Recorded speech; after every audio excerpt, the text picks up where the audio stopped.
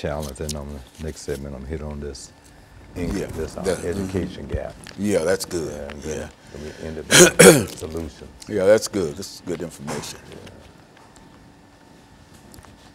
But I was mentioning, I have this colleague. She was accepted into a fellowship at Columbia University. Thank you very much. And it sounds simple to us to understand social structure in those institutions.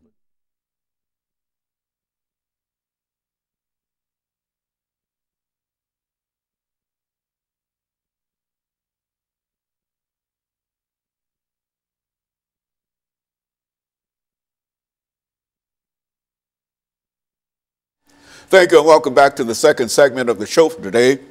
We're talking to Dr. EKSanford from Tennessee State University, and he's talking about the influences of social structure on human development. Doctor, before we had our first commercial break, we promised that we would give you an opportunity to talk about some of the institutions and some of the things that influence social structure, that influence human development. And let's start off now by giving you that opportunity. Okay, thank you again. In the last segment, we actually named 10 of the major institutions that make up society. And I think the listening audience or us can always give some thought, but just kind of contextualize the fact that there are those institutions and how we are indeed from birth to where we are right now and going forth very much impacted. For instance, at any given time, we are government/politics influenced. At any time, when we think of the institution of medicine, how we are indeed influenced. If you just think about the institution of the military, we take for granted in many instances that we drive, walk, go wherever we want to go and feel free. So these things influence the society in which we live in. But I want us, given those 10 major institutions, to now look at human development. And I would like to cite Dr. Jean Piaget. He has these 4 cognitive development stages. And I want us to give some thought to the institutions and how where we are socially located end up impacting our cognitive development. His first developmental stage he refers to as the sensory motor stage, and that's from birth to age 2. And I would like to take it a little further from a theoretical point of view for the listening audience to challenge us with some of the problems we have, and even during the conception of 9 months of pregnancy leading to birth are very important for us to eat healthy, to exercise correctly, to see the physical physicians and making appointments, and to doing everything that's appropriate during that time for a good, healthy birth.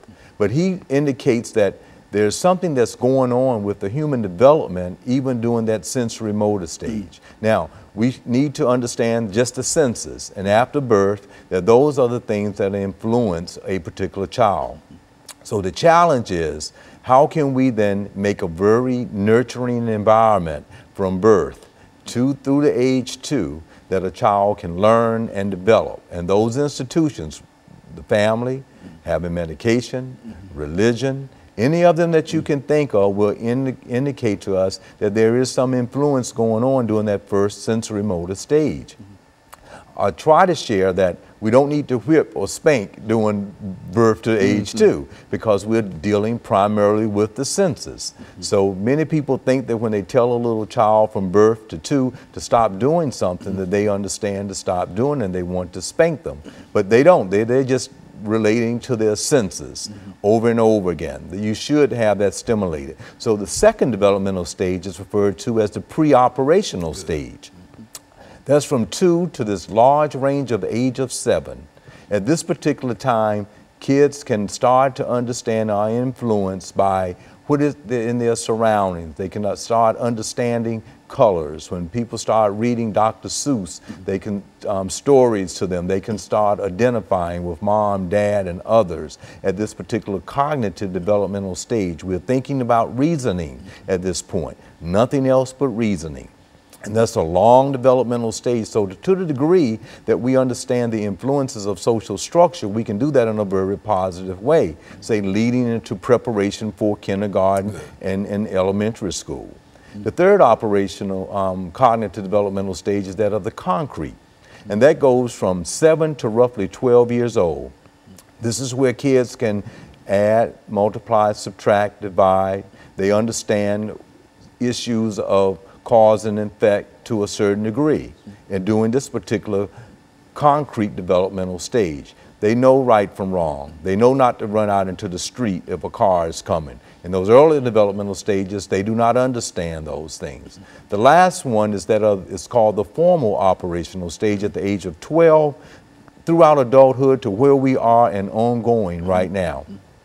This says that we have the ability in our cognitive development, our minds, our reasoning ability to be able to think abstractly, to understand a theory, to be able to discuss things and understand the consequences of them, to have cause-effect type of understanding. If I do well in school, I can then be able to prepare myself to go to law school, to graduate school, or to work and to work effectively. That I put this amount of effort in and I can have that outcome. So now, why am I bringing all of this up? I'm trying to link it back to the influence of social structure, thinking if families understood this, then they can place a strong emphasis on the sensory motor stage from birth to age 2 in a different way to try to close an educational gap. If there are certain differences that I'm hoping to get to in the next segment of those gaps that are out there, I'm theorizing very strongly for listening audience that from 0 to 2 is a very important time to do a lot of reading to your child, exposing them to positive effects, allowing them to be able to explore and doing those things in a very positive way at that particular sensory motor from birth to age 2 that leads into 7 to 12. And so in a real sense, Dr. Sanford, all of these things, these are human developments, Yes. which is to say that no matter where humanity might be, that these are the situations that sociologists have said that all humankind in a real sense respond to those developments, those stages that you're talking about. Is that what we're saying here? That's exactly what we are saying. And that these stages of human development is just so important. And I will reiterate it a little bit later, but the reason I'm stressing so strong the social structure, because we look at the institution of economics, where we are socially located at birth, we call that ascribed status. But as we have opportunities to go into school and work very hard, we can achieve certain levels of occupational opportunities and success in life. But if we understand that model that I've just laid out with Piaget and spend time in reading, we can close the gaps in not doing well in school.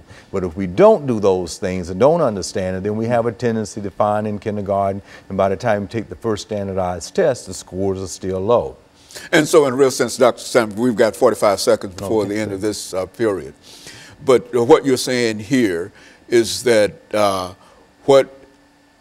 the idea that we should provide some kind of information, education, and et cetera, in the preschool area is very, very important in terms of helping to enhance, in a real sense, the development of our children in those areas. Absolutely. Preschool is not something just for nursery. That's right. It's important in terms of how things develop. Absolutely. Okay, and what we'll do, we'll take this first commercial break, and we'll be back with our audience following this very, very short commercial break.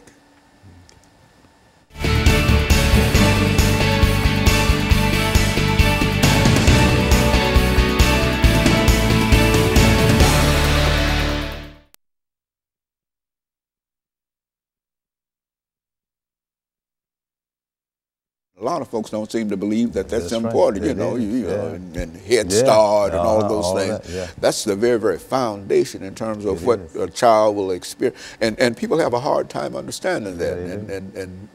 You look at our community, like if you leave here today or doing the summer ride down the street from here, go down Jeff Street, you see all our kids out in the street trying to get a donation.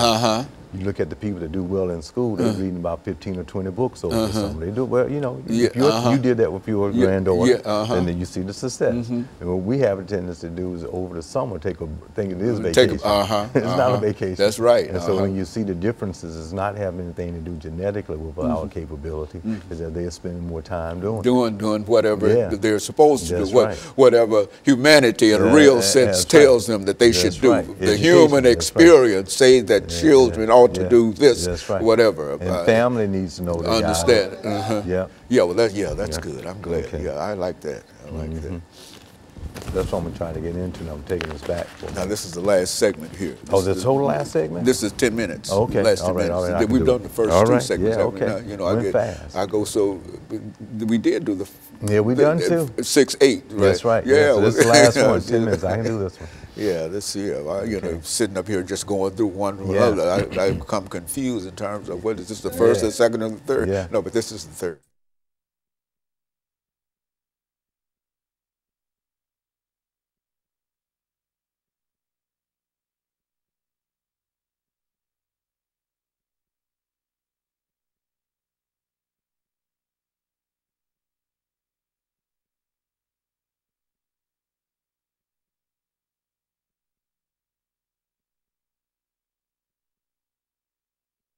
Thank you and welcome back to the final segment of the show for today. We're talking to Dr. EKSanford from Tennessee State University, and he's giving us some information in reference to the influence of social structure on human development. And Dr. Sanford, as we said earlier, it seems like such a very esoteric kind of topic, you see, a sociological kind of topic, but essentially I think the way you're laying out the information here is that this is real basic kind of information. If our audience can understand that information and apply it, they will be able to not only improve their own lives, but the lives of others as well. Let's do it from that perspective. Okay, and thanks again. And you're so right. Just to recap, social structure influences human development, and I've laid out Piaget's 4 cognitive development stages. And now what I would like to try to do is to share some information as to prior to 1960, very little studies was done on the educational gap.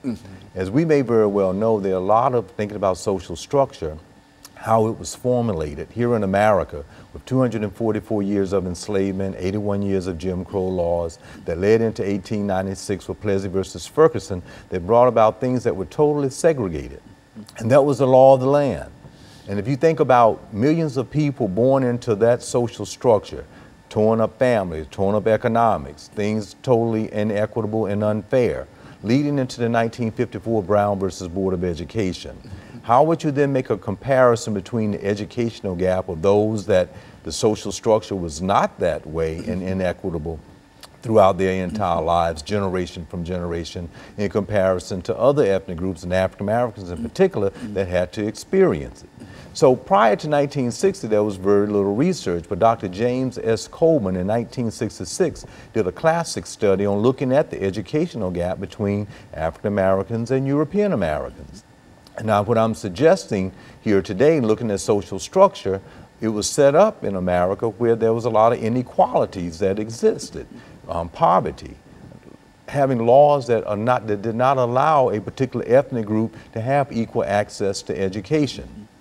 So what he found in the study was simply this, that one, there was a big educational gap between African Americans and European Americans. 2, he found that the resources that were involved in school systems, because things were segregated, certainly made a difference. He also found that socioeconomic status, if there were African Americans and other ethnic groups that had financial and educational, social structural types of influences early in their life, regardless of the situations of segregation, their children paired and did fairly well. So socioeconomic status made a difference. And then the last was indeed the notion that if families were successful and were present, their children had an opportunity to be successful as well. However, when you look at that study or that gap and you fast forward to today, the gap is still there. Educationally and looking at standardized tests, high dropout rates for African American males and not finishing high school, success in college. So we still have the social structural type of a problem that is so systemic. It's ingrained in the very social structure of society or the institutions of our society.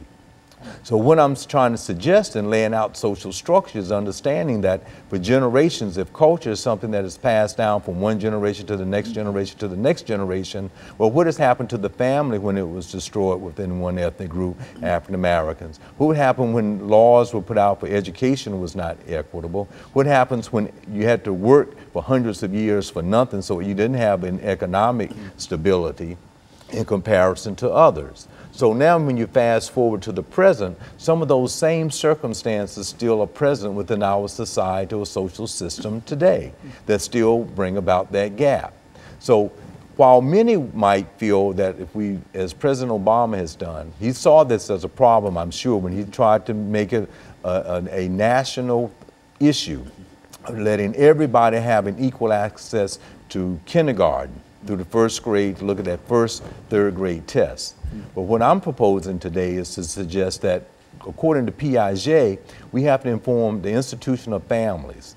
They must be very aware that in that first developmental, cognitive developmental stage of the sensory motor stage, from birth to age 2, emphasis must be placed on the senses, reading to them, making sure they live in a secure environment, that you're engaging them in a very positive way with positive reinforcement and not spankings. As they develop through that from then 2 to 7 and then enter the first grade with this type of access. Programs that are out there during the summer that you're engaging with them over that little short period of time in educational opportunities. There are programs that families can get them involved in, from Head Start, if you can afford it, to get them into camps or church, the institution of religion.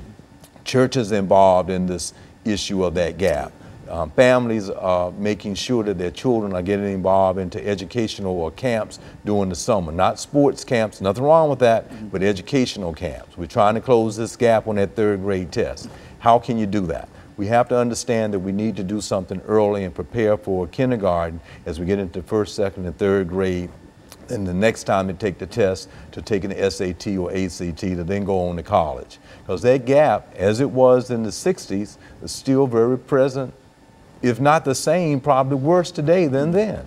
So we have to deal with that. Dr. Sanford, and traveling around as you do among sociologists and people who do wish to reconstruct your American society, what would be your suggestions in terms of how we might be able to greater reinforce some of the ideas you're talking about today? Well, it's interesting you brought that up, because a colleague, another sociologist, and myself and others are working on a very interesting project that we're hoping that will try to help this problem, at least be an intervention in this issue.